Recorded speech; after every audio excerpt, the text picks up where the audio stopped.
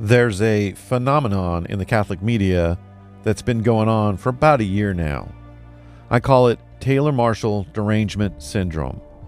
Some of these podcasters and media outlets cannot help but go after Taylor Marshall.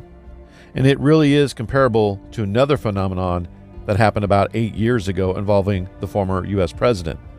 I'll call it Orange Man derangement syndrome.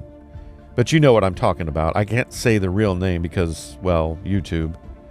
But these people go off the deep end about Taylor Marshall, calling him a heretic, calling him a schismatic, saying that he's going after Pope Francis, or that he denies that Francis is really the Pope.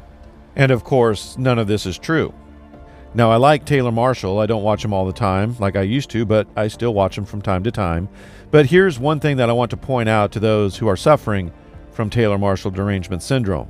Have you noticed that since the establishment Catholic media declared open season on him, his viewership has quadrupled? He went from 200,000 subscribers to now he's almost at 1 million.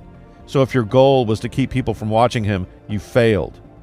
And why do you think that is? Why do you think that his popularity has only increased as you guys have been sounding the warning sirens against him? Well, it's because when you guys make your accusations, people go watch him to see if you're correct, and they see for themselves that you're not. What they find when they watch Taylor Marshall is that he is calm, his arguments make sense, he is well informed, and he's not off his rocker at all. And quite frankly, probably right, and that you guys are just unhinged.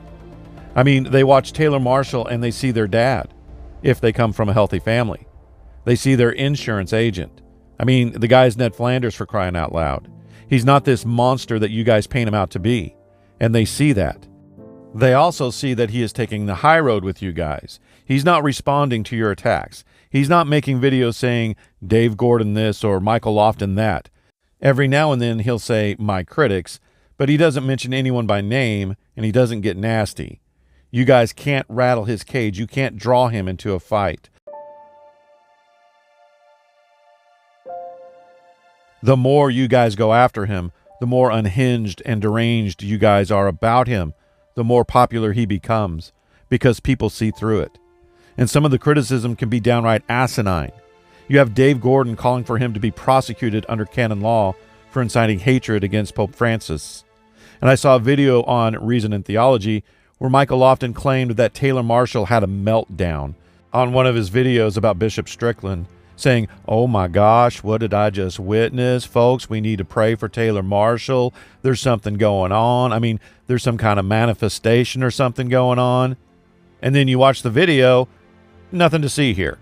I mean, maybe he was a little out of character when talking about the Pope-splainers, which is a real thing, but he's demon-possessed is a little over the top, don't you think, Michael? And that is what you insinuated when you said he was manifesting. And some of these guys I used to watch and listen to all the time, like Church Militant, Catholic Answers, Matt Fradd. And Taylor's not the only one that these people are going after. Some are going after Kennedy Hall as well. Why? Well, because they support the SSPX. Because they're calling this pontificate out on what it needs to be called out on. These people act like it's a mortal sin to criticize the Pope, which it's not, so long as it's not done out of hatred. And as I've said, I've heard some of them say that Taylor Marshall doesn't recognize Pope Francis as Pope. Look, all these guys, Taylor Marshall, Kennedy Hall, myself, and the entire SSPX, all recognize that Francis is Pope, okay? But the reason these guys are taking aim at Taylor Marshall and others like Kennedy Hall is obvious. They're encroaching on what these people consider to be their territory. Taylor Marshall is taking views and subscribers away from these people, and they don't like it. Some of these people have really big budgets. They have studios, they have employees, and Taylor Marshall's a guy up in his home office with a laptop, a camera, and a microphone. I mean, it costs him almost nothing to make a video. It costs these guys thousands of dollars. So they have no other choice but to try and keep people from watching Taylor Marshall, so they'll go back to watching them. But it's backfiring on them. The more they go after Taylor Marshall, the more popular he gets, and the less popular they get. So stop beating up on Taylor Marshall for your own sake. This also shows that we're winning. The traditional Catholic movement is winning, or at least gaining ground. And when you can't beat people in the arena of ideas, you have to go after them personally, lie about them, and tell people to stay away from that guy. Until my next video, God bless.